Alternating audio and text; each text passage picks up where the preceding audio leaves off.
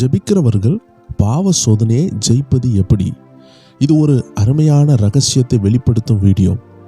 ஆவிக்குரிய வாழ்க்கையில் நல்ல ஜெபிக்கிற பிள்ளைகள், ஜெபிக்கிற தேவ மனிதர்கள், ஏராளமான பாவ சோதனைகள் அவர்களை சூழ்ந்து கொள்ளுகிறது.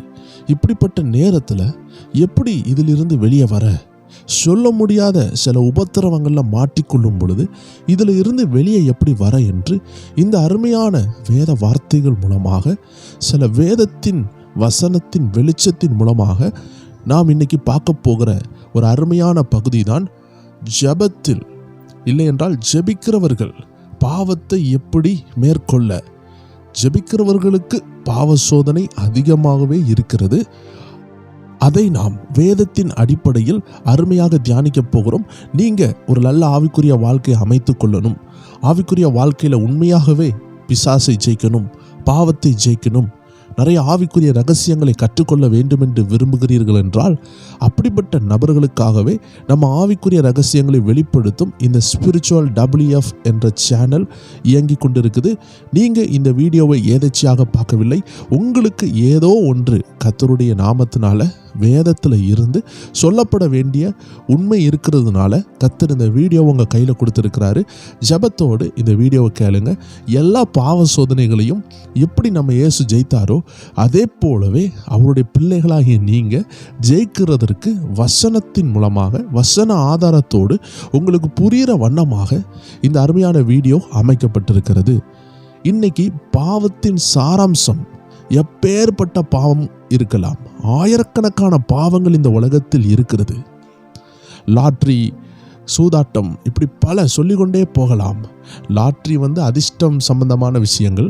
ஆனால் இந்த சூதாட்டம் சில விஷயங்களை இப்போத்திகேட் பண்ணி, அதாவது அதை அடகு வைத்து விளையாடுவாங்க. அது 50,000, 1,00,000, இப்படி அநேகர் நஷ்டப்பட்டு கொண்டு இருக்கிறாங்க. குடிபோதை, விபச்சாரம், இச்சைகள், திருட்டு, ஸ்மக்லிங், பல பாவங்கள் இன்னைக்கு இந்த உலகத்தில் இருக்கிறது. எப்பேற்பட்ட பேரில் அந்த பாவம் விளங்கினாலும் அந்த பாவத்துக்கு பின்னாடி 3 அடிஸ்தானமான ஒரு 3 வேர்கள் இருக்கிறது. அந்த 3 சாராம்சத்தையும் நாம் பார்க்க போகிறோம். ஒரு எடுத்துக்காட்டுக்கு நம்ம சின்ன பிள்ளைகள்கிட்ட சொல்லுவோம், நிறைய சாக்லேட் சாப்பிடாத, அது உடம்புக்கு கேடுன்னு சொல்லுவோம். நல்லா வளர்ந்து வர பிள்ளைகளுக்கு பார்த்தீங்கன்னா இந்த ஜங்க் ஃபுட்ஸ், அதாவது ப்ராசஸ்டு, குயிக் ப்ராசஸ்டு ஃபுட்டுன்னு சொல்லுவாங்க. ரொம்ப சீக்கிரமாக எளிதில் செய்யக்கூடிய, அதிக கலோரிஸும் அதிக ஆயில் ஐட்டம் கொண்ட, எண்ணெய் நிரம்பிய உணவுகள் உண்டு. உப்பு நிரம்பிய உணவுகளை சாப்பிடும் பொழுது அதனால் ப்ரெஷர் போன்ற BP, இரத்த அழுத்தம் சொல்லப்படுகிற வியாதிகள் அவர்களுக்கு வருகிறது.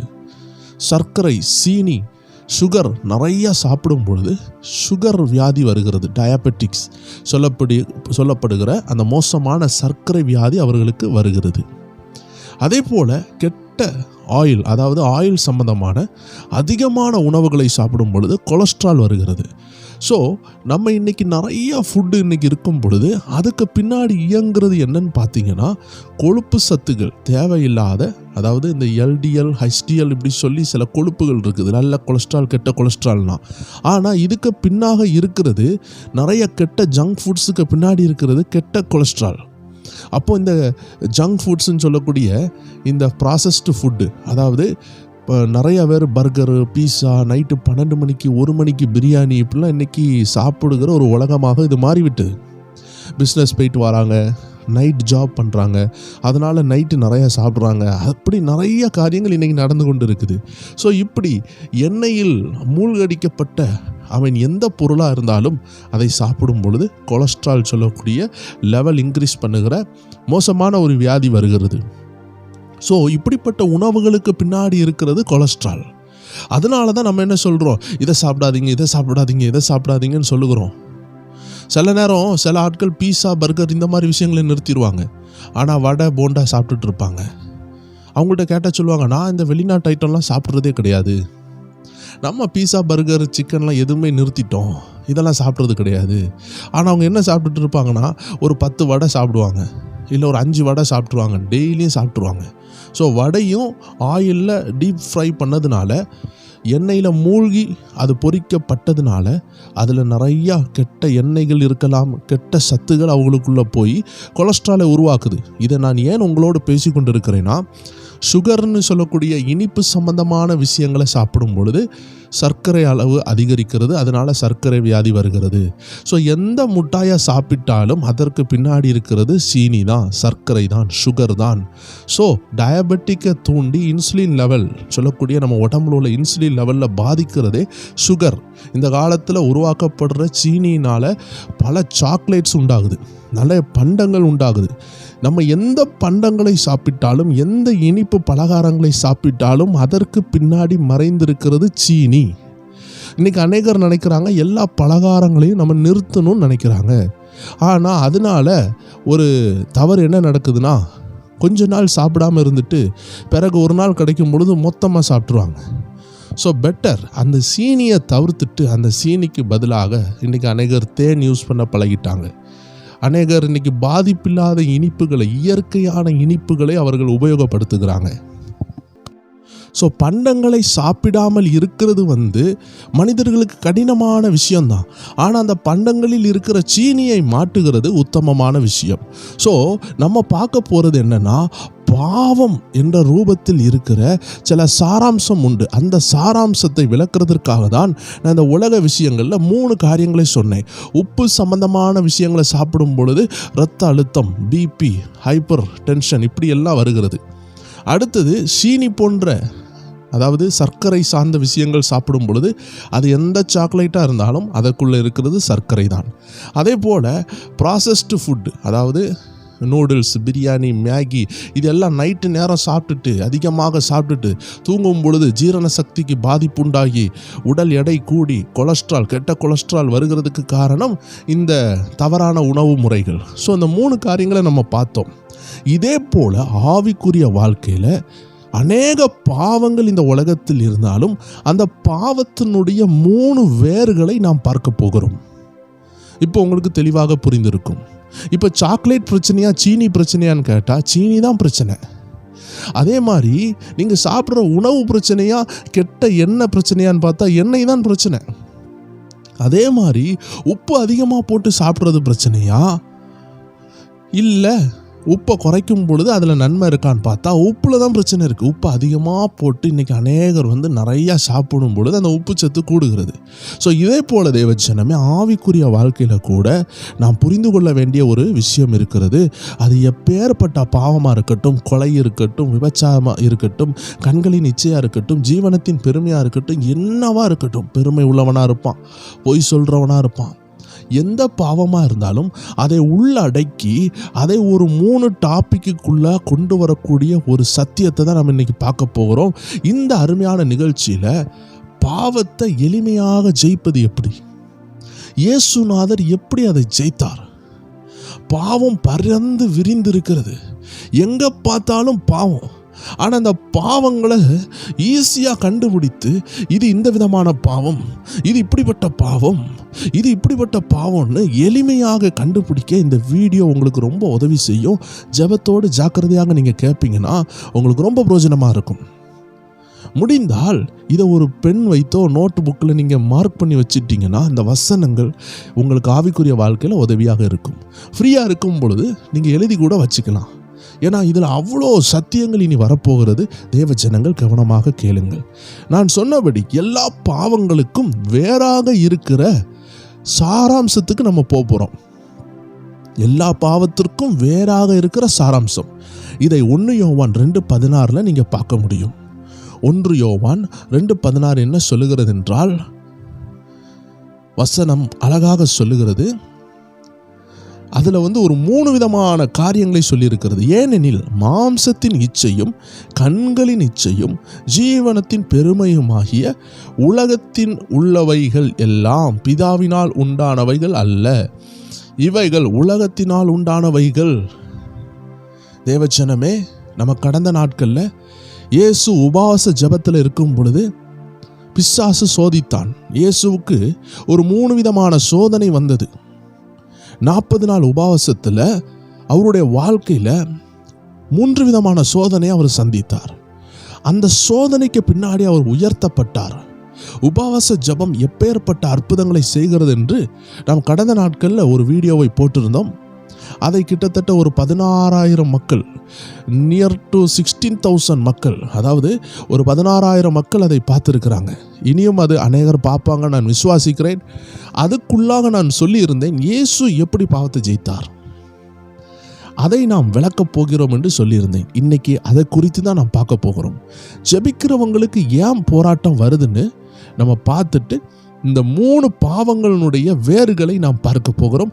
இந்த பாவத்தின் வேர்களை நீங்கள் கண்டுபிடித்திட்டீங்கன்னா எப்பேற்பட்ட பாவம் வந்தாலும் நீங்கள் ஈஸியாக சொல்வீங்க, இது இது இது இது இது இதுன்னு ஈஸியாக சொல்வீங்க. தேவஜனமே, இன்னும் எடுத்துக்காட்டு சொல்கிறேன். ஆப்பிரிக்காவில் இருந்து வராங்க அப்படின்னு நீங்கள் பார்த்தீங்கன்னா அவங்க கொஞ்சம் பிளாக் ஸ்கின்னாக இருப்பாங்க, ப்ரௌன் ஸ்கின்னாக இருப்பாங்க. அவங்க குறைந்தவர்கள்னு கிடையாது, அவங்களுடைய ஸ்கின் கலர் அது. அப்போ அப்படிப்பட்ட கலர் உள்ளவர்களை நீங்கள் பார்க்கும் பொழுது அவர்கள் ப்ரௌன் ஸ்கின் உள்ளவர்கள், அதாவது அவங்களுடைய சரீரம் கொஞ்சம் ப்ரௌன் கலரில் இருக்குது, காப்பி பொடி கலரில் அவங்க இருக்கிறாங்க. வெளிநாட்டிலேருந்து வரவங்க பார்த்தீங்கன்னா கொஞ்சம் சிகப்பாக, அதாவது கொஞ்சம் வெள்ளையாக, கொஞ்சம் ரோஸ் கலராகவும், கொஞ்சம் எல்லோயிஸ் ஒயிட்டாகவும் இருப்பாங்க. நமக்கு பார்த்தா தெரியும் இவங்கள பார்த்தா வெளிநாட்டுக்காரங்க போல் இருக்காங்க. பிறகு இந்த சைனா, இந்த டிபெட், இப்படி சில நாடுகள் பார்த்திங்கன்னா அந்த மூக்கு கொஞ்சம் சப்பி இருக்கும். அப்போ முன்னாடி காலங்களில் சொல்லுவாங்க, என்னதான் சுவாசிக்க கூட அவங்களுக்கு காற்று போகுமான்னு சில நேரம் யோசிப்பாங்க. அந்த லெவலில் அவங்க மூக்கு சப்பி இருக்கிற சில ஆட்கள் உண்டு. நம்ம யாரையுமே உருவ கேலி சொல்லவில்லை, அந்தந்த படைப்பில் உள்ளவர்களை நாம் பேசி கொண்டு இருக்கிறோம். நாம் கூட பாருங்களேன், வெள்ளையாகவும் இருக்கும், கருப்பாகவும் இருப்போம். நம்ம ஊர் 2 கலருமே இருக்கும், இந்தியா நாட்டு மக்கள். ஸோ நீங்கள் இஸ்ரேல் மக்களை பார்க்கும் பொழுது அவங்க கலர் தெரியும். நீங்கள் இஸ்லாமிய மக்கள்னு சொல்லக்கூடிய கல்ஃப் கண்ட்ரிஸ், அதாவது இஸ்லாமிய தேசங்கள் நிறையா இருக்குது, அவங்க கலர்ஸை பார்க்கும் பொழுது அவங்க ஒரு விதமான கலரில் இருக்கிறாங்க. அமெரிக்கன்ஸ், இங்கிலாண்டில் உள்ளவங்கள பார்க்கும் பொழுது அவங்க ஒரு கலரில் இருக்கிறாங்க. ஸோ ஒரு 3 விதமான கலராக நம்ம பிரிக்கலாம். ஒன்று ப்ரௌன், கருப்பு கலர்னு சொல்லலாம். ஒன்று நடுநிலை கலர், இன்னொன்று நல்ல வெள்ளையான கலர். ஸோ வெள்ளைக்காரங்களை பார்க்கும் பொழுது நம்ம யாரும் அவங்க ப்ரௌன் கலர்னு சொல்ல மாட்டோம், பார்த்த உடனே சொல்லுவோம் அது வெள்ளைக்காரங்க. இந்தியாக்காரனை பார்க்கும் பொழுது அவனை வெள்ளைக்காரனும் சொல்ல மாட்டோம், அவனை கருப்புன்னு சொல்ல மாட்டோம், அவன் ஒரு நடுநிலைக்காரன். ஆனால் சைனா போன்ற தேசங்கள் இவங்களெல்லாம் பார்க்கும்பொழுது ஒரு வெள்ளைக்காரங்க லிஸ்ட்டு தான் வராங்க. அடுத்தது ஆப்பிரிக்கா போன்ற தேசங்களில் உள்ளவங்க கொஞ்சம் கருப்பாகவும் ப்ரௌனாகவும் இருக்கிறாங்க. ஸோ நம்ம பார்த்தாலே தெரியும் இவர் ஆப்பிரிக்கன் போல. தேவனால் உண்டான கனமான மனிதர்கள் தான், ஆனால் ஒவ்வொருவரும் ஒவ்வொரு கலருடையவர்களாக இருக்கிறாங்க. ஸோ நான் ஏன் இதை சொல்லுகிறேன் என்றால், ஒரு எடுத்துக்காட்டுக்கு சொல்லுகிறேன். அவர்களை பார்த்தால் இந்த நபர்கள் என்று உங்களால் சொல்ல முடிகிறது. இதே போல் உங்கள் பாவங்களையும் ஈஸியாக கண்டுபிடிக்கிறதுக்கு சில ஆலோசனை இந்த வீடியோவில் நம்ம ஷேர் பண்ணி கொண்டு இருக்கிறோம். அதற்காக தான் இந்த எடுத்துக்காட்டை சொன்னேன். ஸோ இப்போ நம்ம கான்டெஸ்ட்டுக்கு வருவோம். ஏன் ஜெபிக்கிறவங்களுக்கு போராட்டம்? ஒரு அருமையான தேவ மனிதன், தேவனுக்காக மகிமையான காரியங்களை செய்த தேவ மனிதன் சொன்னார், anything close to Jesus receives attacks. ஆங்கிலம் புரிந்தவர்களுக்கு நன்கு புரிந்திருக்கும், புரியாதவர்களுக்காக நான் சொல்லுகிறேன். இயேசு கிறிஸ்துவை நெருங்கும் எந்த பொருளும் அட்டாக்கை சந்திக்கும், போராட்டத்தை சந்திக்கும். தேவனை நெருங்குற யாரா இருந்தாலும் போராட்டத்தை சந்திப்பார்கள். அழிக்க முடியாத உண்மை, நம்ம ஆண்டவர்கிட்ட நெருங்கும் பொழுது நம்மளை தடுக்கிறது பிசாசு. Those things which very near to Jesus receives attacks. தேவ ஜனமே, இன்னைக்கு உங்க வாழ்க்கையில வருகிற போராட்டம், பிசாசு நீங்க ஆண்டவர்கிட்ட நெருங்கக்கூடாது, சாதித்தரக்கூடாது, சரித்திரத்தில் தேவனுக்காக ஏதாவது செய்திடக்கூடாது, இவன் வாழ்க்கை இப்படி அழியட்டும், இவள் வாழ்க்கை இப்படி அழியட்டும் என்று அவன் கல்லுகளை உருட்டி விடுகிறான், அம்புகளை எய்கிறான், சங்கிலிகளால் கெட்டுகிறான். ஆம் தேவ ஜனமே, வேதத்தில் கூட 6000க்கு அதிகமான பிசாசுகள் கொண்ட ஒரு மனிதன் இருந்தான். இது அவன் செய்த பாவமா என்று கேட்டால் கண்டிப்பாக இருக்காது. அவ்வளோ பிசாசு பிடிக்க ஒரு மனிதனுக்கு பாவத்தினால் முடியுதுன்னா, எல்லாரும் அவனிலும் பெரிய பாவம் செய்தவர்களுக்குள்ள பெரிய பெரிய பிசாசு இருக்க வேண்டுமே. சில நேரம் தேவனுடைய நாமம் சிலர் மேல மகிமைப்பட்டு விடும் என்றால் பிசாசு அவர்களை தடுக்கிறான். வேதம் சொல்லுகிறது அவனுக்குள்ள 6000 பிசாசு இருந்தது. காரணம் அவன் செய்த பாவத்தினால் அல்ல. வேதத்தில் இன்னொரு நபர் இருக்கிறார், அவன் பிறவி குருடனாக இருக்கிறான். எல்லாரும் கேட்குறாங்க, இவன் செய்த பாவமா இல்லை இவன் தகப்பன் செய்த பாவமா? அப்போ இயேசு சொல்றாரு, இவன் செய்த பாவம் இல்லை, இவன் தகப்பன் செய்த பாவம் இல்லை. இது தேவநாம மகிமைக்காக அவன் குருடனாக இருந்தான். தேவஜனம் புரிந்து கொள்ள வேண்டும். சில நேரம் சில போராட்டம் தேவநாம மகிமைக்காக வருகிறது. ஸோ நமக்கு ஒரு போராட்டம் வர்றதுக்கு காரணம் அது தேவநாமம் மகிமைப்படும். 6000 பிசாசு பிடித்திருந்த அந்த மனுஷனை, லேகியோன்னு சொல்லக்கூடிய பிசாசு பிடித்திருந்த அந்த மனுஷனை இயேசு விடுதலை ஆக்கினார். அது அவன் செய்த பாவத்தினால் அல்ல. அவன் தெக்கப்போலியான்னு சொல்லப்படுகிற 10 இடங்கள் சங்கமிக்கிற ஒரு பெரிய தேசத்துல, அதாவது ஒரு பெரிய இடத்துல அவன் ஊழியம் செய்தானான். வரலாறு சொல்லுகிறது, அவன் பயங்கரமான எழுப்புதலை உண்டாக்கினான். கல்லறைக்குழியில் கடந்து கற்களால் தன்னை கீறி கொண்டு சங்கிலிகளால் கட்டப்பட்டு யாரையும் அந்த இடத்துல வரவிடாமல் கல்லறைக்குழியில் கத்தி கொண்டிருந்த ஒரு மனிதனை இயேசு விடுதலை ஆக்குகிறார். ஏன் அவனுக்கு இவ்வளவு நிந்தை? ஆடை இல்லாதவனாக, தன்னைத்தான் கீறி கொண்டு காயப்படுத்தி கொண்டு இருக்கிறவனாக, சங்கிலிகளால் கட்டினாலும் அந்த சங்கிலிகளை பிச்சு எறிந்து கொண்டு வருகிறவனாக, கல்லறைக்குழியில் சத்தமிட்டு கொண்டு போற வரவர்களை காயப்படுத்தி கொண்டு இப்படி பிறரை தாக்கி கொண்டு இருந்ததுக்கு காரணம் அவன் மூலமாக ஒரு பெரிய எழுப்புதல் இருந்தது. தெக்கப்போலியா தேசம் முழுவதும் அசைத்தான். அவன் ஆசையா கேட்டான், Jesus, can I follow you? நான் உங்க பின்னாடி வரட்டுமா இயேசுவே? இத்தனை ஆண்டுகள் வஸ்திரம் இல்லாதவனா நான் இருந்தேன். என்னையே நான் கீறி கொண்டு இருந்தேன். நான் கல்லறைக்குழியிலே இருந்துட்டேன். ஆயுசு நாள்ல நான் நல்லதையே செய்யல. நன்மை செய்கிற உங்க கூட வரட்டா? உங்க கூட சேர்ந்து நான் நல்லது செய்யிட்டான்னு கேட்ட பொழுது இயேசு சொன்னாரு, இயேசுக்கு தெரியும் நான் கொஞ்ச நாள் தான் உயிரோடு இருக்க போறேன். இவன் என் கூட வந்தானா இவனுடைய தேசத்துல யார் சுவிசேஷம் சொல்லுவா? இவன் எப்படி பயன்படுவான்? என் கூட வந்தா நான் 3.5 வருஷம் கழித்து நான் இனி மரித்து பரலோக ராஜ்யம் போயிருவேன். என் கூட இருக்கிறவங்களுக்கு சீசர்களாக மாறினவர்கள் எல்லாரும் இனி அடுத்த ஊழியத்தை செய்வாங்க. இவன் உபத்திரவப்பட்ட தேசத்திலே இவனை பார்த்து ஓடி போனார்களே, அவர்கள் மத்தியிலே இவன் சாட்சியாக வாழட்டும். இவன் ஒரு உயிருள்ள சாட்சியாய் இவன் கிராமத்துக்கு இவன் தேசத்துக்கு மாறட்டும் என்று சொல்லி அவன் ஊருக்கே அனுப்பி விடுகிறார். போ, கோ அண்ட் பிரீச். நீ போவான், ஊரை கலக்கு. உன்னை பார்த்தவங்க சொல்லட்டும், இவன் ஒரு பைத்தியக்காரனாக இருந்தான், பிசாசு பிடித்தவனாக இருந்தான், காயப்படுத்துறவனாக இருந்தான், ஆனால் இன்று காயம் கட்டுகிறவனாக இருக்கிறான். இன்று பிறருக்கு வஸ்திரத்தை கொடுக்கிறவனாக, இரட்சிப்பின் வஸ்திரத்தை கொடுக்கிறவனாக இருக்கிறான். இன்று இவன் பேய்களை ஓட்டுகிறவனாக இருக்கிறான். ஒரு காலத்தில் இவன் பேய் பிடித்தவனாக இருந்தான். ஆனால் இன்னைக்கு அடுத்தவர்களை விடுதலையாக்குற லெவல்ல அவனுக்குள்ள ஒரு மாற்றம் வந்தது. இப்பேற்பட்ட அசைவை உண்டாக்கக்கூடிய மனிதனை லேகியோன் சொல்லப்படுகிற 6000 பிசாசுகள் பிடித்திருந்தது. So anything which close to Jesus receives attacks. யாரெல்லாம் இயேசு கிட்ட நெருங்குறாங்களோ, எதெல்லாம் இயேசு கிட்ட நெருங்குதோ அது போராட்டத்தை தழுவும். நீங்க உயர்வு வர்றதுக்கு முன்னாடி, உங்க உயர்வு வர்றதுக்கு முன்னாடி போராட்டம் உண்டு. ஆபிரகாமை எடுத்துக்கொள்ளுங்கள், சொந்த மகனை பலியிடினான் என்று சொல்லுகிறார். யோசேப்பை எடுத்துக்கொள்ளுங்கள், மோசமான ஒரு விபச்சார போராட்டம். சாத்ராக் மேஷாக் ஆபேத்நேகோ எடுத்துக்கொள்ளுங்கள், உயர்வுக்கு முன்னாடி ஒரு அக்னி ஜுவாலை. தானியேலை எடுத்துக்கொள்ளுங்கள், உயர்வுக்கு முன்னாடி ஒரு சிங்கக்கவி. இஸ்ரவேல் ஜனங்களை எடுத்துக்கொள்ளுங்கள், கானான் போற பாதையில செங்கடல், யோர்தான் போன்ற பல போராட்டங்கள். தாவீதை எடுத்துக்கொள்ளுங்கள், ராஜா ஆகிறதுக்கு முன்னாடி ஒரு கோலியாத்து. இயேசுவை எடுத்துக்கொள்ளுங்கள், அவர் உயரங்கள்ல உன்னதங்கள்ல உயர்த்தப்படுறதுக்கு முன்னாடி அவர் மரணத்தை ஜெயித்தார். Everything which is belongs to heaven will be tested. நீங்க பரலோகத்தை சார்ந்தவர்கள் என்றால் நீங்கள் test பண்ணப்படுவீர்கள். You will be tested. நீங்க தங்கமா பித்தளையா என்று சொரண்டி பார்க்கப்படுவீர்கள். இதைதான் வேதம் சொல்லுகிறது.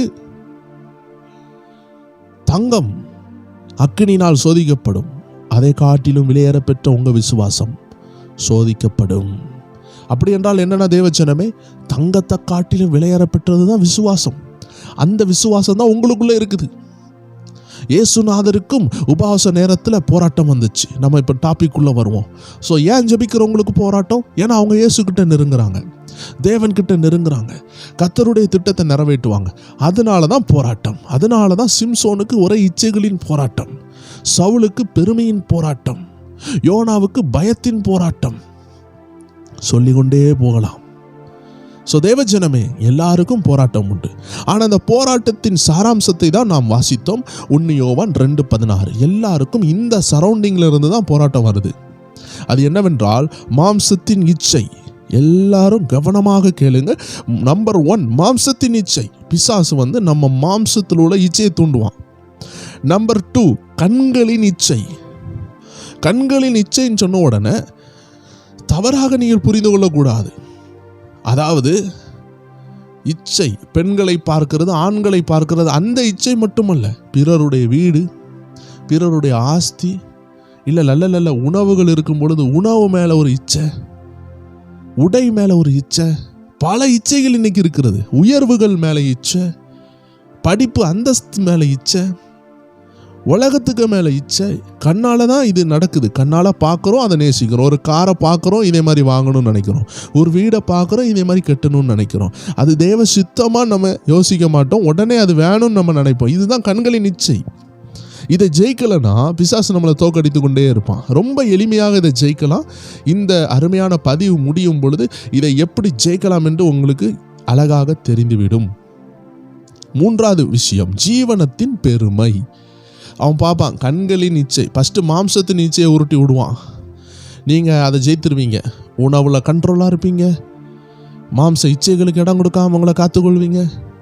ரொம்ப நேரம் தூங்காமல், ரொம்ப சோம்பேறியாக இல்லாமல் உங்களை காத்துக்கொள்கிறீங்கன்னா கண்களின் நிச்சயை தருவான். இப்போ இவன் பெர்ஃபெக்டான ஆளுப்பா, இவன் உணவில் கரெக்டாக இருக்கான், நல்லா தெளிவாக இருக்கான், இவன் எல்லா விஷயத்துலையும் தெளிவாக இருக்கான், மாம்சத்தில் இவனுக்கு இச்சையே இல்லை. அப்போ கண்களை தூண்டுவான், பிற காட்சிகளை காட்டுவான், உலகத்தை காட்டுவான், உலக இன்பங்களை காட்டுவான். இப்போ இந்த கண்களின் நிச்சயில அநேகர் விழுந்துருவாங்க. ஒருவேளை நீங்கள் கண்களின் நிச்சயில ஜெயித்துட்டீங்கன்னா இனி ஜீவனத்தின் பெருமையை கொண்டு வருவான். மாம்சத்தின் நிச்சயில கெட்ட வார்த்தை, சண்டை, இதெல்லாம் இருக்கும். கண்களின் நிச்சயில பொருளாசை எல்லாமே இருக்கும். ஜீவனத்தின் பெருமைன்னு சொல்லுகிறது இதில் கெட்ட வார்த்தையும் இருக்காது, இதில் பெண் இச்சைகளும் ஆண் இச்சைகளும் இல்லை பொருள் இச்சைகளும் பொருளாசையும் எதுவுமே இருக்காது. ஆனால் ஜீவனத்தின் பெருமைன்னு சொல்லுகிறது ரொம்ப ஆபத்தான ஒன்று. இதுதான் இன்னைக்கு அநேக ஜெபிக்கிற பிள்ளைகளை விழ வைத்து கொண்டு இருக்குது. அவங்க மனசுக்குள்ளாடி நான் 40 நாள் உபவாசம் எடுத்தேன்னு ஒரு பெருமை, அவங்க மனசுக்குள்ளாடி அவங்கள அறியாமே நான் நல்லா பாடுறேன்னே ஒரு பெருமை, நான் நல்லா செய்தி கொடுத்தேனேன்னு ஒரு பெருமை, என்னை பற்றி மக்கள் என்ன சொல்கிறாங்க, இப்படி நம்மளை அறியாமலேயே விசுவாசம் நம்மளை விழ வைப்பான். ஒரு அருமையான தெய்வ மனிதன் அடிக்கடி சொல்லுவார், எந்த பாவம் நம்ம உடம்புல வந்தாலும் அது நமக்கு தெரியும், நம்ம ஆத்மாவை பாதித்தாலும் அது நமக்கு தெரியும். ஒரு கோபம் வந்தால் நமக்கு அது தெரியும், ஒரு இச்சை வந்தால் அது நமக்கு தெரியும், ஒரு குடி போதை வந்தால் அந்த போதையின் மயக்கம் நமக்கு தெரியுது, ஒரு மன்னிக்க முடியாத தன்மை வந்தால் அது நமக்கு தெரியும், ஒரு கெட்ட வார்த்தை வந்தால் நமக்கு தெரியும், எந்த போராட்டம் வந்தாலும் தெரியும். ஆனால் அந்த பெருமை வந்தால் மட்டும் நமக்கு ஒன்றுமே தெரியாது. ஏன்னா அது நம்ம என்ன நினைப்போம்னா கர்த்தர் நம்மளை உயர்த்தி இருக்கிறார் நம்ம நினைப்போம். சரி, வேதத்திலிருந்து 1-2 காரியங்கள் இந்த 3 இச்சைகளில் விழுந்த சில நபர்களை உங்களுக்காக சொல்லுகிறேன். மாம்சத்தின் இச்சை, இதில் மெயினாக எடுத்தீங்கன்னா ஏசான ஒரு நபர் இருக்கிறாரு, யாக்கோபுடைய அன்னை. இவர் என்ன செஞ்சிட்டாரு, ஒரு கூழுக்காக, ஒரு பயிற்று கூழுக்காக தன்னுடைய சேஷ்ட புத்திர பாக்கியத்தை விட்டு போட்டார். சொல்ல போனால் அது ஒரு அபிஷேகத்துக்கு ஈக்குவலான விஷயம். என் அபிஷேகத்தெல்லாம் நீ வச்சுக்க, கர்த்தருடைய நன்மைகளெல்லாம் நீ வச்சுக்க யாக்கோபே, எனக்கு உன்கிட்ட உள்ள கூளை தான் சொல்லிட்டு அந்த கூளை எடுத்து குடிக்கும் பொழுது அவர் என்ன செய்கிறாரு, மாம்ச இச்சையில் விழுறாரு. இனி சொல்ல போனால் ஆதாம் ஏவாள் பாருங்க, பழத்தை பறித்து சாப்பிட்றாங்க, அதுவும் ஒரு விதமான மாம்ச இச்சை தான். சரி, இது மாம்சத்தின் இச்சை. நிறைய இருக்குது, நிறைய பாவங்கள் பைபிளில் இருக்குது. நம்ம இது 2ம் சூப்பரான எக்ஸாம்பிள். அடுத்தது பார்த்தீங்கன்னா கண்களின் இச்சை. இதுலேயும் முதல் இடத்துல ஏவாள் அம்மா தான் இருக்கிறாங்க. அந்த பழத்தை பார்த்து ஏமாந்தாங்க. சரி, அடுத்தது பாருங்க. நான் ஆதாம் ஏவாளை குறித்து திரும்பி வருகிறேன், அவர்கள் எப்படி சோதிக்கப்பட்டாங்கன்னு. இப்போ சிம்சோன், இவனுக்கும் கண்களின் இச்சை. தாவீது பாருங்க, மொட்டை மாடியில் நடக்கிறாரு, அவருக்கு ஒரு கண்களின் இச்சை. அவர்கள் எல்லாரும் விழுந்தாங்க, ஆனால் ஆண்டவர் கிருபையில எழும்பிட்டாங்க. பிறகு ஜீவனத்தின் பெருமை, இதுல நம்பர் 1 இடத்துல இருக்கிறது லூசிபர். லூசிபர் என்ன செஞ்சானா, ஆண்டவருக்கு விரோதமாக பெருமைப்பட்டான். அதே மாதிரி சவுல் பெருமையில விழுந்தார். ஏராளமான நபர்கள் பெருமையில விழுந்திருக்கிறாங்க. ஸோ தேவ ஜனமே, இந்த 3 கேட்டகரி தான்: கண்களின் இச்சை, மாம்சத்தின் இச்சை, ஜீவனத்தின் பெருமை. இந்த 3க்குள்ள எல்லா பாவமும் உள்ளடங்கும். கொலை, கொள்ளை, எல்லா பாவம் மாம்சத்தின் இச்சை கீழே வருது. பிறருடைய அநேக காரியங்களை இச்சிக்கிறது கண்களின் இச்சை கீழே வருது. நான் தான் இந்த பதவியில் இருக்கிறேன், நான் அதை செய்வேன், ஒன்றை பதவியிலிருந்து இறக்கிடுவேன், ஒன்றை நான் ஆள் வச்சு நான் ஒன்று நிர்மூலம் ஆக்குவேன்னு சொல்றதெல்லாம் மாம்சத்தின், அதாவது ஜீவனத்தின் பெருமையில் வருது. இந்த 3 கேட்டகரிக்குள்ள தான் இந்த உலகத்தில் உள்ள எல்லா போராட்டம் இருக்கு. வீடியோ கேம் உங்கள் பிள்ளை விளாண்டுக்கிட்டே இருக்குதா, அந்த பிள்ளைக்கு மாம்சத்தில் ஒரு இச்சை வந்துட்டு எப்படியாவது விளையாடணும்னு ஒரு ஆசை அவனுக்குள்ளே தவிக்குது. அவன் கண்ணு அதை பார்த்து பார்த்து வீடியோ கேம் அழகாக இருக்குது, இந்த வீடியோ கேம் விளாடுவோம், அந்த கேம் விளாடுவோம், வீட்டுக்குள்ளே இருந்து பல மணிக்கூர் போயிட்டு இருக்கும் பொழுது அது கண்களின் இச்சை. உங்கள் புருஷர் எனக்கு இதுதான், நான் இவ்வளோ பெரிய ஆள், நான் ஜாதி பெருமை அந்த பெருமைன்னு சொல்லுகிறாங்களா, அது ஜீவனத்தின் பெருமை. எந்த பாவம் எடுத்துக்கொள்ளுங்க, அது இதுக்கு கீழே தான் வரும். ஒரு வாலிப பிள்ளை, வாலிப பையன் உங்கள் வீட்டில் எப்போவுமே நான் ஊரை சுற்றி பார்த்துட்டு வரேன், நான் வெளியே போயிட்டு வரேன், அப்போ அவனுக்கு கண்களில் இச்சை உண்டாயிட்டு அவனுக்கு வீட்டில் இப்போ நிம்மதி இல்லை. வெளியே போனால் தான் வருது, ஃப்ரெண்ட்ஸு கூட இருந்தால் தான் வருது. தேவஜனமே, ஃப்ரெண்ட்ஸு கூட போகிறது தப்பில்லை, சுற்றி பார்க்குறதும் தப்பு கிடையாது.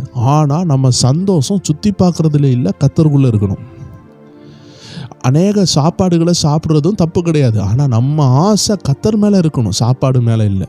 சாப்பாடு மேலே போச்சுன்னா மாம்சத்தின் நிச்சயம் ஆயிரும்.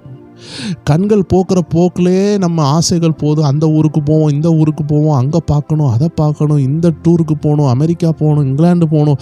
தேவஜனமே, அது கண்களின் நிச்சயாக மாறும். போகிறது தப்பு கிடையாது, ஆனால் உங்கள் ப்ரையாரிட்டி அது மேலே இருக்கக்கூடாது. அவ்வளோதான் விஷயம். ஜீவனத்தின் பெருமைன்னு சொன்னால், வீட்டில் 4 கார் இருக்கும், இருந்தாலும் 5வது ஒரு காரு வாங்கி தான் ஆகணும். நம்ம தெருவில் இந்த கார் இல்லை, நம்ம வாங்கிடுவோம். நம்ம வீடை இந்த மாடலில் கட்டுவோம். குடியிருக்கிறதுக்கு தான் வீடு, அலங்காரத்துக்கு அல்ல. தேவைக்கு ஏற்றாக்குள்ள நம்ம கட்டிக்கலாம், தப்பு கிடையாது. ஆனால் நம்ம தெருவில் இப்படி இருக்கணும் அப்படின்னு சொல்லி கட்டுறது தான் நம்மளை அறியாமலே நம்ம என்ன செய்கிறோம், ஜீவனத்தின் பெருமை. பைபிள் ஒரு நபர் உண்டு, நான் கட்டின இந்த பாபிலோன்னு சொல்லும் பொழுது நேபுகாத் நேச்சர் பைத்தியமாக மாறுகிறார். ஏன்னா ஜீவனத்தின் பெருமை அவருக்குள்ளே வருது. ஸோ எல்லா பாவமும் இந்த 3 வேறுகளில் இருந்து தான் வளருகிற மரமாக அது கனி கொடுக்குது. அதனால் கனி பயங்கரமாக இருக்குது, ஆயிரக்கணக்கான பாவம் இருக்குதுன்னு சொல்லிட்டு பயப்பட வேண்டாம். அதனுடைய சாராம்சம் மாம்சத்தின் இச்சை, கண்களின் இச்சை, ஜீவனத்தின் பெருமை. இந்த 3ஐயும் நம்ம டீல் பண்ணால், இந்த 3ஐயும் நம்ம ஜெயித்தோன்னா, இந்த எல்லா பாவமும் நமக்கு அடிபட்டு விடும்.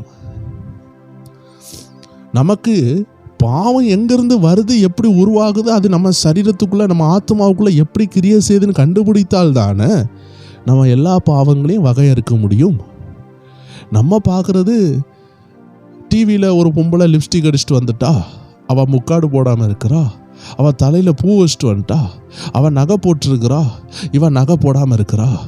அந்த ஆள் ஷூ போட்டுட்டு ஸ்டேஜில் வந்துட்டாரு, இவர் ஷூ போடாமல் இருக்கிறாரு. அவர் ஆடுறாரு, இவர் ஆடாமல் இருக்கிறாரு. இப்படி நம்ம பார்த்து கொண்டு இருப்போம். இதெல்லாம் கண்ணுக்கு தெரிகிறது தான். ஆனால் இதுலேயும் மோசமானது இன்னும் நடந்து கொண்டு இருக்குது தேவஜனமே. அதுதான் அந்தரங்க பாவங்கள்.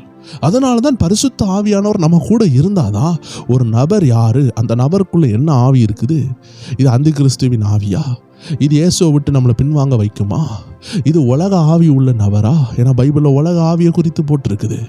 இது இச்சையின் ஆவி உள்ள நபரா, இது பொருளாசை உள்ள ஆவியா, இது கள்ள உபதேசமா, இதெல்லாம் உணர்ந்து கொள்ள நமக்குள்ள பரிசுத்த ஆவியானவர் என்ற லென்ஸ் நமக்கு வேண்டும்.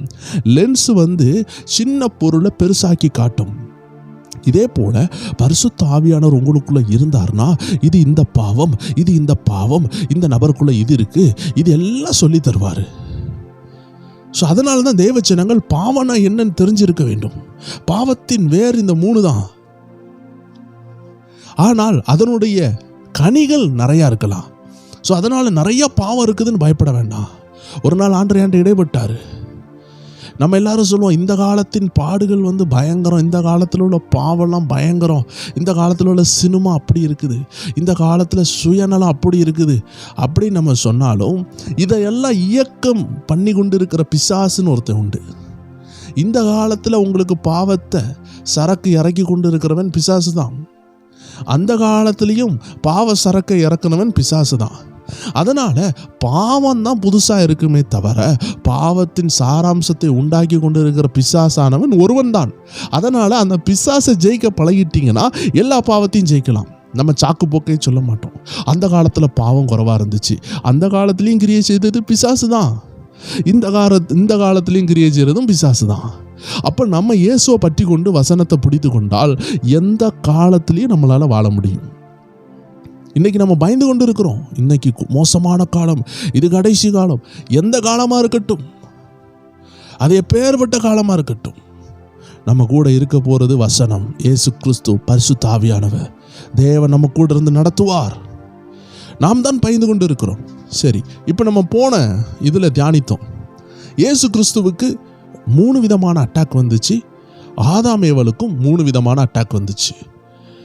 இயேசுவும், அதாவது ஆதாமும் இயேசுவும் ஒரு பெரிய செக்ஷனுடைய தலைவர்கள். அதை குறித்து தான் வேதம் சொல்லுகிறது. ரோமர் 5 ஒரு வசனம் அருமையாக சொல்லுகிறது, 19வது வசனம். அன்றியும் ஒரே மனுஷனுடைய கீழ்ப்படியாமையினாலே அநேகர் பாவிகளாக்கப்பட்டது போல ஒருவருடைய கீழ்ப்படிதலினாலே அநேகர் நீதிமான்கள் ஆக்கப்படுவார்கள். அந்த ஒரு மனிதன், பாவத்தை செய்த மனிதன் ஆதாம். 2வது ஆதாம் சொல்லப்படுகிறது இயேசு கிறிஸ்து. ஏன் இயேசுவை 2வது ஆதாம்னு சொல்றாங்க, ஏன் இயேசுவை கடைசி ஆதாம் சொல்றாங்கன்னா, முதல் ஆதாம் பாவம் செய்தான். முதல் ஆதாமுக்கும் இந்த 3 பரீட்சை தான் வந்தது. இந்த 2வது ஆதாம் ஆகிய இயேசு கிறிஸ்துவுக்கும் இந்த 3 பரீட்சை தான் வந்துச்சு. ஏன் 2வது ஆதாம் சொன்ன இயேசு கிறிஸ்துவுக்கு கடைசி ஆதாம்னு ஏன் பெயர் வைக்கப்பட்டதுன்னா, இதுக்கு மேல இன்னொரு இயேசு வரப்போறது கிடையாது, இன்னொரு ரட்சிப்பு கிடையாது, இன்னொரு ரத்தம் சிந்துதல் கிடையாது. இயேசுவோடு ரத்தம் சிந்துதல் முடிந்து விட்டது. இயேசுவின் ரத்தத்தினால ஒருத்தன் கழுவப்படவில்லை என்றால் இனி வேற ஒரு ரத்தம் நமக்கு கொடுக்கப்படவும் முடியாது. அதுதான் கடைசி பலி, அதுதான் இன்னைக்கும் உபயோகத்தில் இருக்கிற இரத்த பலி. அதில் கழுவப்படுகிற எல்லாரும் பரிசுத்தமாவார்கள்.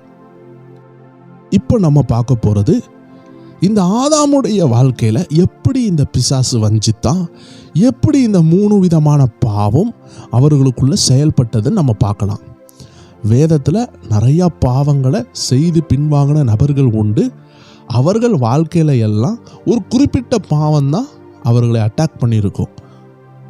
எடுத்துக்காட்டுக்கு லூசிஃபருக்கு பெருமை தான் வந்துச்சு, சிம்சோனுக்கு கண்களின் இச்சை, மாம்சத்தின் இச்சை வந்துச்சு. ஆனால் ஜீவனத்தின் பெருமை அவருக்கு வரவில்லை. கடைசி வரைக்கும் அவர் என்ன சொல்ல, கண்களின் இச்சையில் தான் விழுந்தார். அவர் ரொம்ப பெரிய, நான் ஆண்டவரை காட்டிலும் பெரிய ஆள்னு அவர் சொல்லலை. எவ்வளோ பவர் உள்ளவர் தான், ஆனால் நான் பெரிய நபர் அப்படி சொல்லலை. ஆனால் அவர் இச்சையில் விழுந்தார். தாவீது பாருங்க, ஒரு நாளும் அவர் பெருமைப்பட்ட மாதிரி நம்ம பார்க்க முடியாது, ஆனால் கண்களின் இச்சையில் விழுந்தார், மாம்ச இச்சையில் விழுந்தார். ஏசாவா பாருங்க, அவர் மாம்சத்தின் இச்சையில் விழுந்தார், சாப்பாடு மேலே ஒரு ஆசை, ஆனால் அவர் பெருமைப்பட்டாருன்னு நம்ம சொல்ல முடியாது. ஸோ வேதத்தில் பலர் பல ரீதியில் விழுந்தாங்க. ஆனால் 3லையும் விழுந்த 2 நபர் இருக்கிறாங்க. அதுதான் ஆதாம் ஏவாள். எடுத்துக்கொள்ளலாம். ஆதியாகமம் 3வது அதிகாரம் உங்களுக்கு ரொம்ப பிரோஜனமாக இருக்கும்.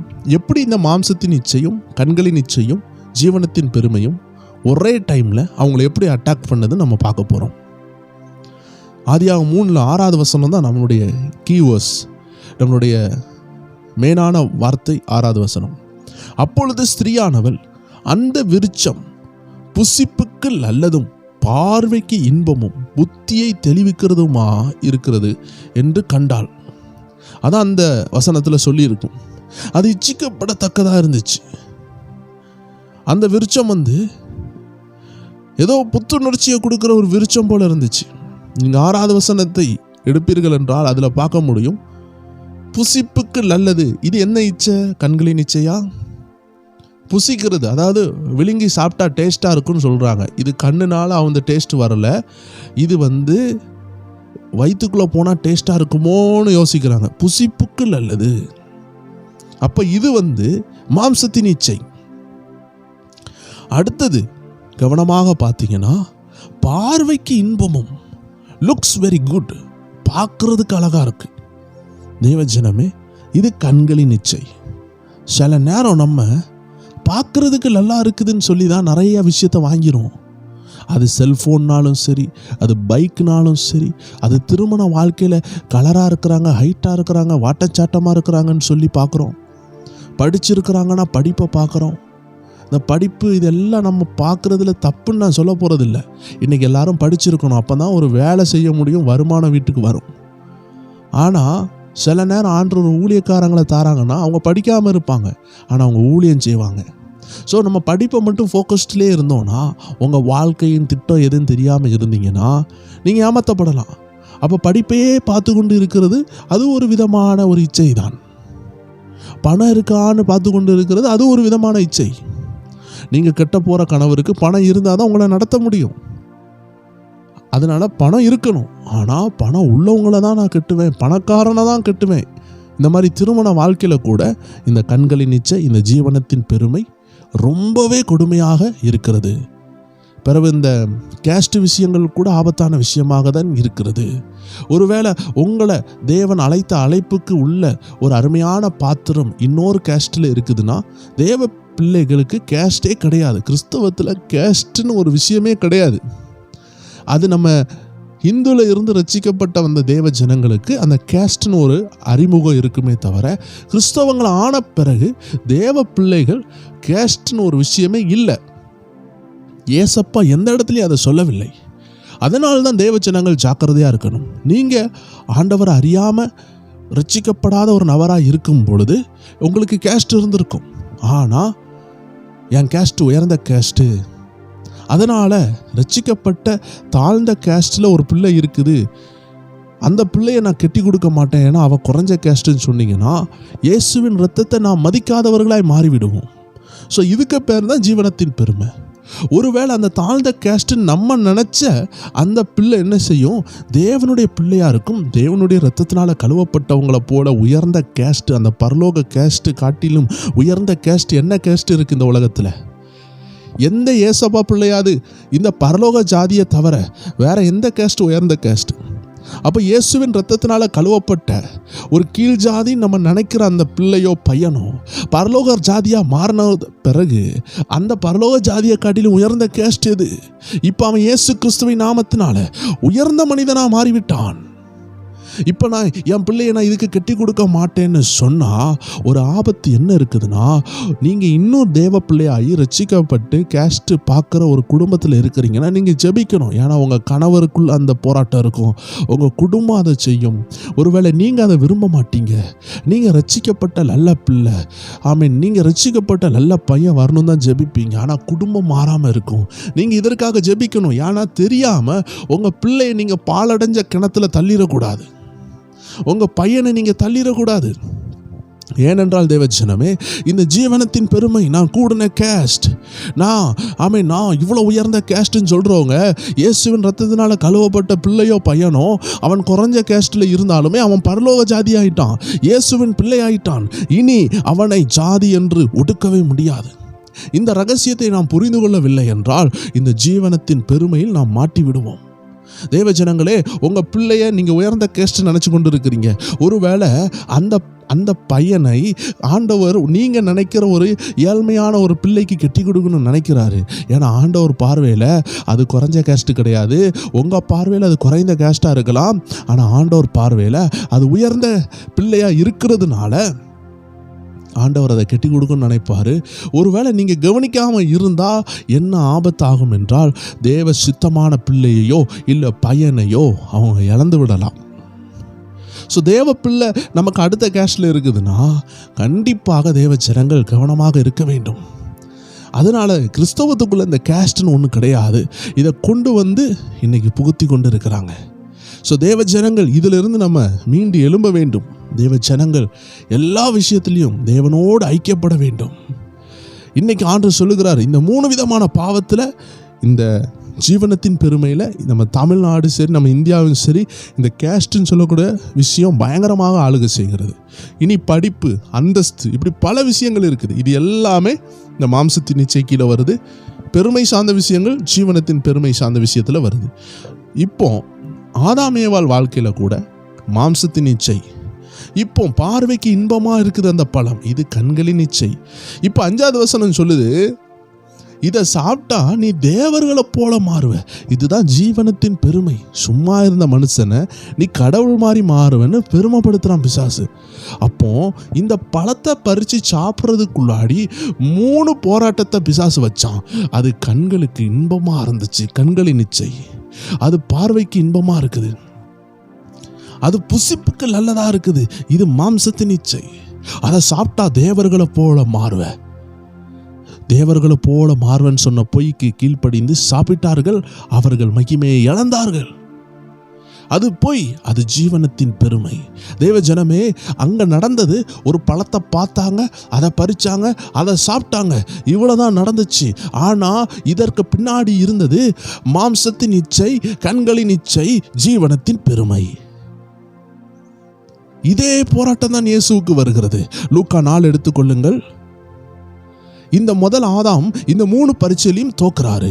ஆனா இந்த 2வது ஆதாமாகிய இயேசு கிறிஸ்து இந்த 3 பரீட்சையிலையும் ஜெயிக்கிறாரு.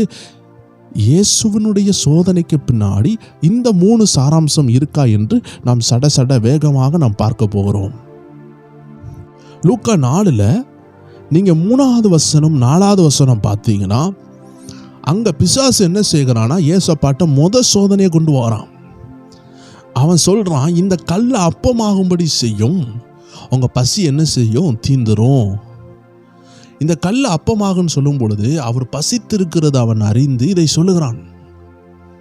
இயேசு அவனுடைய தந்திரத்தை புரிந்துட்டு 4வது வசனத்துல சொல்றாரு, அவர் பிரதித்திரமாக மனுஷன் அப்பத்தினாலே மாத்திரமல்ல, தேவனுடைய வாயிலிருந்து வருகிற ஒவ்வொரு வார்த்தையினால் பிழைப்பான். தேவனுடைய ஒவ்வொரு வார்த்தையினாலும் பிழைப்பான் என்று எழுதியிருக்கிறதே. பாருங்க, பிசாச வார்த்தையால் ஜெயித்தாரு. ஆதாமும் ஏவாளும் இதை தான் செஞ்சிருக்கணும். புசிப்புக்கு நல்லதா இருக்கிறத சாப்பிடுன்னு சொல்லும் பொழுது ஏவாள் சொல்லியிருக்கணும், இங்கே 1000கணக்கான பழங்கள் எனக்கு இருக்கும் பொழுது இந்த பழத்தை மட்டும் நான் ஏன் சாப்பிடணும் என்று கேட்டிருந்தால் என்றிருந்தா இந்த நிலைமையே மாறி இருக்கும். ஏவாள் அம்மா கேட்காததுனால யுத்தம் தொடர்ந்தது. அது இப்போ பார்வைக்கும் இன்பமாக இருக்கு, கண்களுக்கு இன்பமாக இருக்கு. அப்போ ஏசப்பாவுக்கு வந்த முதல் சோதனை மாம்சத்தின் இச்சை, மாம்ச பசியை தூண்டுது. அது கண்களுக்கு முன்னாடி கல்லெல்லாம் அப்படியே அப்பம் மாதிரி காட்சியளிச்சிருக்கும். பிசாசு அப்படியே அந்த கல்லெல்லாம் சாப்பிட்டு வயிறை நிரப்பிருன்னு சொல்றான். இதான் மாம்சத்தின் இச்சை. இயேசுக்கு வந்த 2வது சோதனை 5வது வசனத்துல இருந்து 8வது வசனம் வரைக்கும் பாருங்கள். பின்பு பிசாசு அவரை உயர்ந்த மலையின் மேல் கொண்டு போய் உலகத்தின் சகல ராஜ்யங்களையும் ஒரு நிமிஷத்திலே அவருக்கு காண்பித்து, இவை எல்லாவற்றின் மேலுள்ள அதிகாரத்தையும் இவைகளின் மகிமையையும் உனக்கு தருவேன். இவைகள் எனக்கு ஒப்பு கொடுக்கப்பட்டிருக்கிறது. எனக்கு இஷ்டமானவனுக்கு இவைகளை கொடுக்கிறேன். நீ என்னை பணிந்து கொண்டால் எல்லாம் உம்முடையதாகும் என்று சொன்னான். இயேசு அவனுக்கு பிரதியுத்தரமாக, எனக்கு பின்னாக போ சாத்தானே, உன் தேவனாகிய கர்த்தரை பணிந்து கொண்டு அவர் ஒருவருக்கே ஆராதனை செய்வாயாக என்று எழுதியிருக்கிறதே என்றார். கவனமாக பாருங்க தேவஜனமே, பிசாசு ஒரு சோதனையை வைக்கிறான். இதுதான் உலகத்தில் உள்ள எல்லாவற்றையும் காட்டுகிறான், சுகபோகத்தை காட்டுகிறான். ஆனா இது எல்லாம் உலகத்தினால் உண்டானது. இயேசுக்கு இது பிடிக்கவே பிடிக்காது. ஆனா இயேசு இருந்த இடத்துல நம்ம இருந்திருந்தோம்னா என்ன செய்வோம்? கண்களின் இச்சை, அப்படியே கௌரவத்தை காட்டுகிறான், மேன்மையை காட்டுகிறான், ராஜ பதவியை காட்டுகிறான், ராஜ சிங்காசனத்தை காட்டுகிறான், அரண்மனையை காட்டுகிறான், உயர்வை காட்டுகிறான். உலகத்தில் உள்ள எல்லாம் தாரேன்னு சொல்லும் பொழுது இயேசு அதை புரிந்து கொண்டுட்டு, எனக்கு இந்த உலகத்தில் உள்ளது வேண்டாம், நான் பரலோகத்தில் இருந்து வந்தவன், நான் பரலோகத்துக்கு போகப் போகிறேன், நான் மேலானவைகளை நாடுகிறவன், நான் மேலே இருந்து வந்தவன், இந்த பூமிக்குள்ள பிச்சையை போட்டு என்ன நீ அடக்கலாம் நினைக்கிறியா என்று சொல்லி அவர் உறுதியாக சொன்னாரு, நான் உன்னை பணிந்து கொள்ள மாட்டேன், நான் அதற்காக வரவில்லை, உன் தேவனாகிய கர்த்தரை பணிந்து கொண்டு அவர் ஒருவருக்கே ஆராதனை செய்வாயாக என்று எழுதியிருக்கிறதே என்று சொல்லி அந்த யுத்தத்தை ஜெயித்தார். இங்க போராட்டம் என்னன்னா, கண்களின் இச்சையை காட்டுகிறான். இயேசுக்கு வந்த 2வது போராட்டம் கண்களின் இச்சை. நம்ம 3 கேட்டகரி பார்த்து கொண்டு இருக்கிறோம். மாம்சத்தின் இச்சை, கண்களின் இச்சை, ஜீவனத்தின் பெருமை. ஆதாமுடைய வாழ்க்கையிலையும் ஏவாளுடைய வாழ்க்கையிலையும் மாம்சத்தின் இச்சை வந்தது. அதுதான் புசிப்புக்கு நல்லதுன்னு சொன்னாங்க. அதுதான் மாம்சத்தின் இச்சை. கண்களின் இச்சை என்பது பார்வைக்கு நல்லதா இருக்கிறதும் இச்சிக்கப்படத்தக்கதா இருந்தது. அது கண்களின் இச்சை. 3வது ஜீவனத்தின் பெருமை. தேவர்களை போல மாறுவேன்னு சொல்லி பிசாசு ஏமாத்தினான்.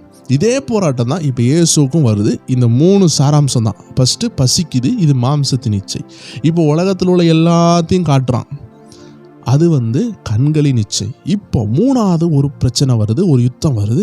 இதுக்குள்ள மறைஞ்சிருக்கிறது தான் ஜீவனத்தின் பெருமை. தேவ ஜனங்கள் கவனமாக பாருங்க. லூக்கா 4 9வது வசனம் 10, 11, 12. 9லிருந்து 12 இது 3வது யுத்தம். அப்பொழுது அவன், யாரு? பிசாசு, அவரை எருசலேமுக்கு கொண்டு போய் தேவ ஆலயத்தில் உப்புரைக்கின் மேல் அவரை நிறுத்தி, நீர் தேவனுடைய குமாரனே ஆனால் இங்கே இருந்து தாழ குதியும், ஏனெனில் உம்மை காக்கும்படிக்கு தம்முடைய தூதர்களுக்கு உம்மை குறித்து கட்டளையிடுவார் என்றும் உமது பாதம் கல்லில் இடராதபடிக்கு அவர்கள் உம்மை கைகளில் ஏந்தி கொண்டு போவார்கள் என்று எழுதியிருக்கிறது என்று சொன்னான். அதற்கு இயேசு, உன் தேவனாகிய கர்த்தரை பரீட்சை பாராதிருப்பாயாக என்று எழுதியிருக்கிறதே என்றார். அதாவது நம்ம பாவத்தின் சாராம்சத்தை பார்க்குறோம். பிசாசு யுத்தம் கொண்டு வந்தானா அது வேற செக்ஷன். பிசாசு யுத்தத்தை கொண்டு வரும் பொழுது, பிசாசு பாவத்தை தூண்டும் பொழுது நீங்கள் 2 விஷயத்தை செய்யலாம். பிசாசு தூண்டுகிற பாவம் என்னன்னு இன்னைக்கு நம்ம பார்த்தோம். ஆனால் தூண்டுகிற பிசாசை ஜெயிக்கிறதுக்கு நீங்கள் செய்ய வேண்டிய காரியம் வசனத்தை பேச வேண்டும். பிசாசை ஜெயிக்கிறதுக்கு ரொம்ப எளிமை. வசனத்தை பேசி கொண்டு இருந்தாலே ஓடிடுவான். உங்கள் உள்ளத்துக்குள்ளே சொல்லுவான், உனக்கெல்லாம் திருமணம் ஆகாது, வந்த அலைன்ஸை ஏற்றுக்கொள், நீ பார்த்த லவ் பண்ண பையனை கெட்டிக்க, இப்படி பேசி கொண்டு இருப்பான். நீங்கள் ரசிக்கப்பட்டு அந்த லவ்வெல்லாம் விட்டுட்டு, காலேஜ் லவ்வெல்லாம் விட்டு தேவனுக்கு பயந்து ரசிக்கப்பட்ட ஒரு நபர் வர்றதுக்கு காத்திருக்கும் பொழுது பிசாசு போய் சொல்லுவான், இனி நீ இயேசுவுக்கு காத்து என்ன பிரயோஜனம், இனி உனக்கு ஒரு யோசேப்புலாம் வராது, இனி உனக்கு ஒரு தாவீதுலாம் வராது, இனி உனக்கு ஒரு எஸ்தரோ தெபராலோ வராதுன்னு சொல்லி தேவ பிள்ளைகளை பயன்படுத்துவான். பயங்காட்டும் பொழுது தேவ ஜனங்கள் வசனத்தினால ஜெயிக்கணும். தேவ ஜனம் சொல்லணும், சிங்க குட்டிகள் பட்னியாக இருக்கும், அது தாழ்ச்சி அடைந்தாலும் கர்த்தரை தேடுறவங்களுக்கு குறைவு இருக்காதுன்னு சொல்லும் பொழுது அவன் ஓடி போவான். சில நேரம் பயங்காட்டுவான், உன் லைஃப் இவ்வளோதான், உன் பிஸ்னஸ் இவ்வளோதான், இந்த வியாதியில் மறிச்சிருவ, உனக்கு வருமானமே வராதுன்னு சொல்லும் பொழுது நீங்கள் சொல்லணும், கர்த்தர் எனக்கு பயத்தின் ஆவியை தரலை, எனக்கு தெளிந்த புத்தி உள்ள தைரியத்தின் ஆவியை தந்திருக்கிறார் சொன்னால் ஓடி போவான். பிசாசுக்கு எதிர்த்து நில்லுங்கள், அவன் உங்களை விட்டு ஓடி போவான்னு வசனம் சொல்லுது. நீ ஒரு அனாதை, உனக்கு யாருமே இல்லைன்னு சொல்லும் பொழுது நீங்கள் சொல்லணும், இயேசு என் தகப்பன், பிதா என் கூட இருக்கிறார். யோவான் 1:12 சொல்லுது, நான் அவரை விசுவாசிக்கும் பொழுது அவருடைய பிள்ளையாக மாறிவிட்டேன், அவரை அப்பா பிதா என்று அழைக்க எனக்கு பாக்கியம் கிடைச்சிருக்குதுன்னு சொல்லும் பொழுது அவன் ஓடி போவான். இன்னைக்கு தேவ ஜனங்கள் பிசாசு எதுக்கும் பொழுது வசனம் பேசினால் போதும்.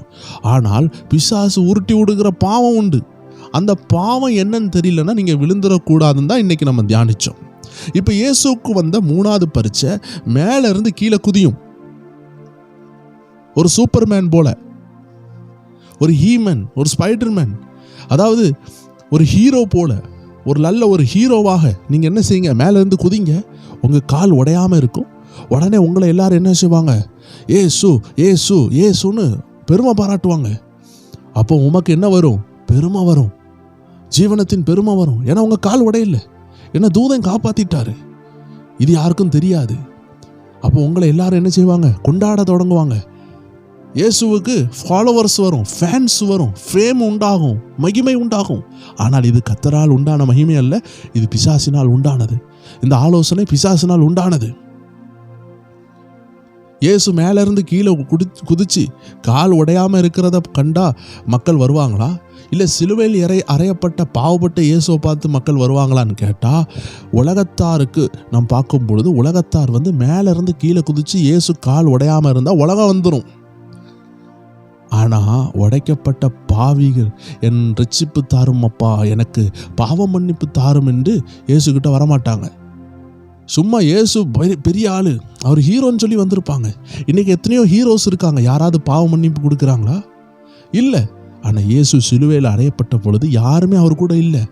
ஆனால் இன்னைக்கு பாவத்தை மன்னிக்க அந்த இரத்தத்தால் தான் முடிக்கும். அதுதான் தேவனுடைய திட்டம்.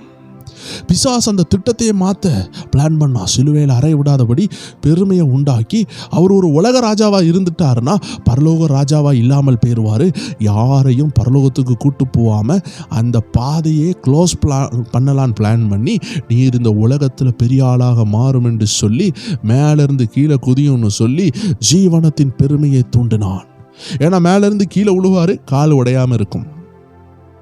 எல்லாரும் இவரை ஹீரோவாக போற்றுவாங்க. அப்போ அவருக்குள்ள ஜீவனத்தின் பெருமை உண்டாகும். இதை தந்திரமாக செயல்படுத்தினான். ஆனால் இயேசு இதை அறிந்து தேவனாகிய கர்த்தரை சோதிக்காதே என்று விரட்டினார்.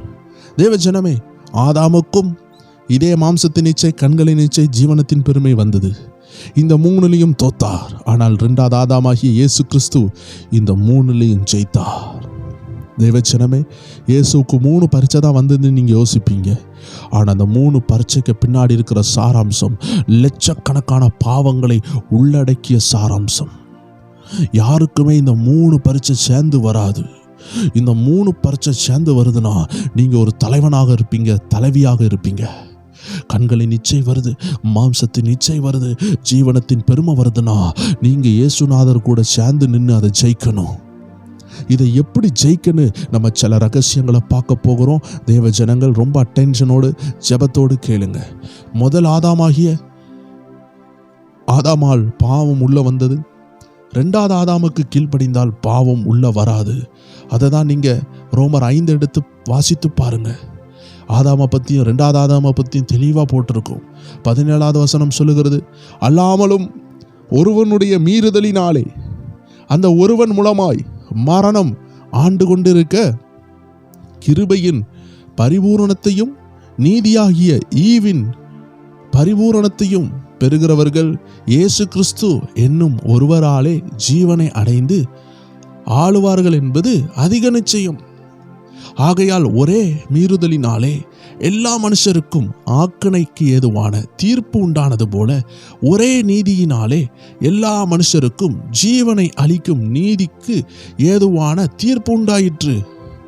அன்றியும் ஒரே மனுஷனுடைய கீழ்ப்படியாமையினாலே அநேகர் பாவிகளாக்கப்பட்டது போல ஒருவருடைய கீழ்ப்படிதலினாலே அநேகர் நீதிமான்களாக்கப்படுவார்கள். ஆம் தேவச்சனமே, இயேசுவை நீங்க ஏற்றுக்கொண்டாலே 90% நீங்கள் பாவத்தில் இருந்து வெளியே வந்துடுவீங்க. ஏன் அப்படி சொல்கிறேன்னா, இயேசு உங்களை 100% பாவத்திலிருந்து கழுவிடுவார். ஆனால் நான் 90% சொன்ன விஷயம் என்னவென்றால், இயேசு இப்போ உங்களை பெர்ஃபெக்டாக கழுவிட்டார். ஆனால் இனி பாவம் செய்யாமல் இருக்கிறது இயேசுவின் பொறுப்பல்ல, அது உங்கள் பொறுப்பு. அந்த பாவம் செய்யாமல் இருக்கிறது ஒரு 10% தான். ஏன்னா 90% இப்போ நீங்கள் பெர்ஃபெக்டாக இருக்கிறீங்க. இப்போ பாவம் உங்களுக்குள்ளே வரணும்னா அது ஒரு 10% தான் வாய்ப்பு இருக்குது. முன்னாடி 100க்கு 100 பாவியாக இருந்தோம். இயேசு மரித்ததுனால நம்ம 100க்கு 100 கழுவப்பட்டாச்சு. இப்போ நமக்கு 90% பரிசுத்தம் நமக்குள்ள ஆல்ரெடி இருக்குது இயேசுவின் இரத்தத்தினால. இனி சாத்தான் ஒரு 10% ஒரு டெஸ்ட் தருவான். அதுதான் கண்களின் இச்சை, அதுதான் மாம்சத்தின் இச்சை, அதுதான் ஜீவனத்தின் பெருமை. இதை ஜெயிக்கிறதற்கு இந்த 10% இந்த பாடுகளை ஜெயிக்கிறதற்கு 100% பிரச்சனை இல்லை. முன்னாடி தான் இயேசுவின் ரத்தத்தினால கழுவப்படாமல் இருக்கிறீங்கன்னா நீங்கள் 100% பாவத்தினுடைய அட்டாக்ல இருப்பீங்க. ஏன்னா இப்போ ரத்தம் கழுவலை. பிறந்ததுலேருந்து இது வரைக்கும் செய்த பாவங்களை கழுவப்படலை. ஆனால் இயேசுவின் ரத்தத்தினால கழுவப்பட்டா பிறந்ததுலேருந்து இன்னைக்கு வரைக்கும் செய்த பாவம் மன்னிக்கப்படும். மன்னிக்கப்பட்ட பிறகு இப்போ நீங்கள் தவறு செய்திடக்கூடாதுன்னா 10% வாய்ப்பு இருக்குது நீங்கள் தவறி போகிறதுக்கு. அந்த 10% நீங்கள் கவனமாக பாதுகாத்து கொண்டீங்கன்னா பிசாசு உள்ள நுழையாது. அதனால தான் 1 பேதுரு 4:1 ஆண்டோடைய ஆலோசனை இவ்வாறாக சொல்லுகிறது, இப்படி இருக்க கிறிஸ்து நமக்காக மாம்சத்திலே பாடுபட்டபடியால் நீங்களும் அப்படிப்பட்ட சிந்தையை ஆயுதமாக தரித்து கொள்ளுங்கள். அப்படி என்றால் கிறிஸ்துவின் சிந்தை நமக்கு உண்டாக வேண்டும். கிறிஸ்துவை போல நம்ம பாவத்தை ஜெயிக்கணும், அந்த ஒரு வெறி நமக்கு வேண்டும். அடுத்ததாக தேவஜனமே ஒரு 2 ஆலோசனையை சொல்லி நாம் இந்த செக்ஷனை முடிக்க போறோம். பாவத்தை ஜெயிக்கிறதுக்கு எளிமையான செக்ஷன். இப்போ பாவம் எப்படி வருது நீங்க கண்டுபிடிச்சிருவீங்க. மாம்சத்தின் நிச்சயா வரலாம், அது கண்களின் நிச்சயா வரலாம், அது ஜீவனத்தின் பெருமையா வரலாம். உணவு பிரியர்களா இருக்கிறீங்கன்னா அது மாம்சத்தின் நிச்சை. தூக்கம், சோம்பேறித்தனம், இது எல்லாம் மாம்சத்தின் நிச்சை. கண்களின் நிச்சைனா பார்க்கறதுக்கு மேல ஒரு ஆசை, பொருளாக இருக்கலாம், நபர்களாக இருக்கலாம், எல்லாத்துக்கும் மேல ஒரு ஆசை வருதுன்னா அது கண்களின் நிச்சை. ஜீவனத்தின் பெருமைனா நான் இப்படி இருக்கணும், நான் அப்படி ஆகணும். அதாவது நம்ம இப்படி இருக்கணும்னு தேவ திட்டத்தின்படி நம்ம உயர்றது தப்பு கிடையாது. நம்ம அளவுக்கு மீறி நம்மளை ஆசைப்பட்டு நம்ம வாழ்க்கையில் ஒன்றுமே இல்லாமல் போக பண்ணுறது தான் இந்த ஜீவனத்தின் பெருமை. நமக்கு இது நடக்காதுன்னு தெரியும், ஆனால் பிசாசு போய் ஊதுவான், இப்படி ஆகணும், இப்படி ஆகணும், நம்ம அமெரிக்கா பிரசிடென்ட் கூட இருக்கணும். சில நேரம் ஆண்டவர் நினைச்சாருன்னா அது நடக்கும், சில நேரம் அது நடக்காமல் போகலாம். ஆனால் கனவு கண்டே நம்ம வாழ்க்கையை ஏமாத்துக்கிறது தான் இந்த ஜீவனத்தின் பெருமை. ஸோ இந்த 3ஐயும் நம்ம தெளிவாக புரிஞ்சுக்கிட்டோம். எப்படி இயேசு 40 நாள் உபவாசத்தில் பிசாசை ஜெயித்தாரு, அதுக்குள்ளே இருந்த சாராம்சம் என்ன என்று நம்ம தெளிவாக பார்த்து விட்டோம். இப்போ பிசாசனுடைய நுழைவாயில பூட்டுறதுக்கு சில காரியங்களை உங்களுக்கு நான் சொல்லுகிறேன். இந்த மாம்சத்தின் இச்சையை ஜெயிக்கணும்னா நீங்கள் உங்கள் ஆவியை டெவலப் பண்ணணும். ஏன்னா மாம்சத்தை ஜெயிக்க உங்கள் ஆவியை பரிசுத்த ஆவியானவர் பலப்படுத்தினார்னா உங்கள் மாம்சத்தை ஈஸியாக ஜெயிக்கலாம். கண்களின் இச்சையை ஜெயிக்கிறதுக்கு உங்கள் கண்களில் தேவையில்லாததை பார்க்கக்கூடாது, கண்ணை மூடிடணும். ஜீவனத்தின் பெருமையை ஜெயிக்கிறதுக்கு தாழ்மையை தரித்து கொள்ளணும். நீங்கள் ரொம்ப எளிமையாக ஜெயித்திடலாம்.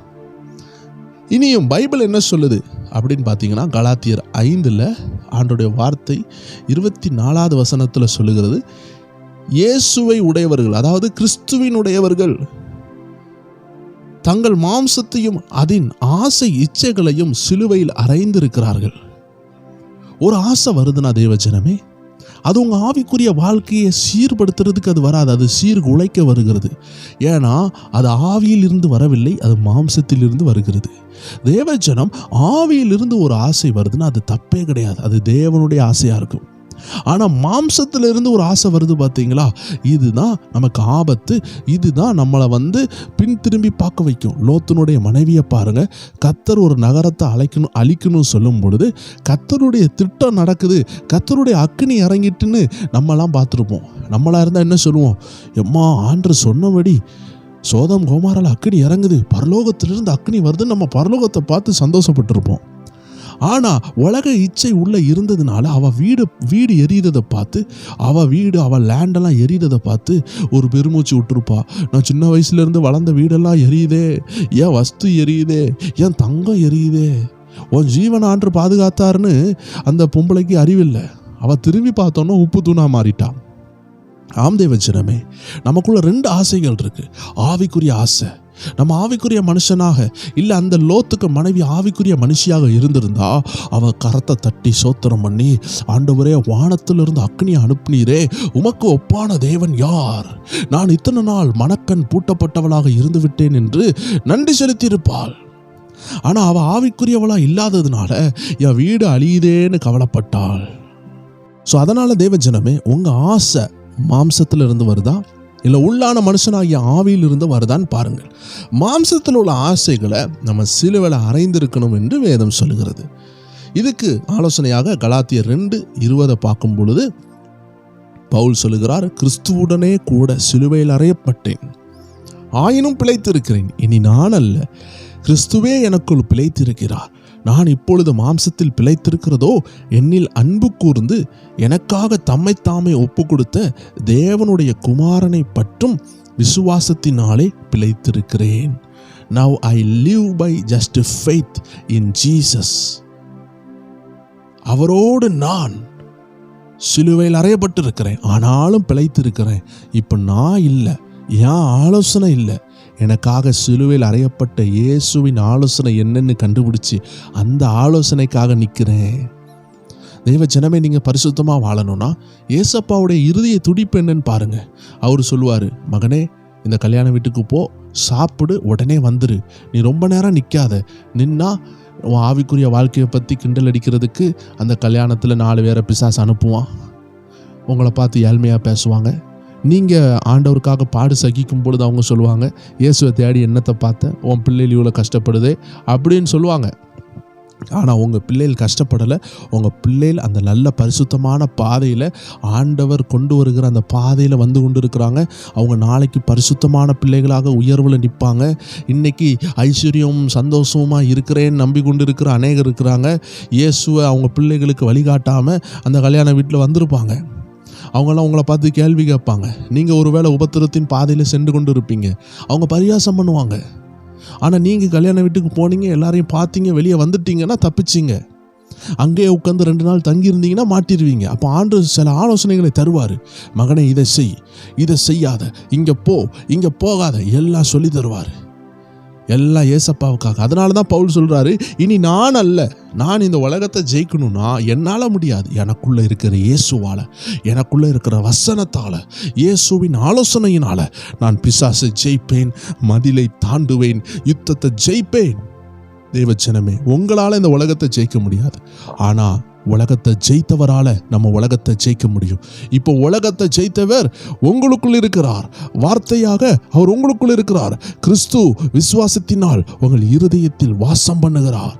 எத்தனை பேர் ஒரு ஆமேன் சொல்வீங்க? இன்னைக்கு இந்த சத்தியம் மூலமாக எப்படிப்பட்ட பிசாசின் தந்திரங்கள், பாவங்கள் எத்தனை வகையாக அது செயல்படுகிறது.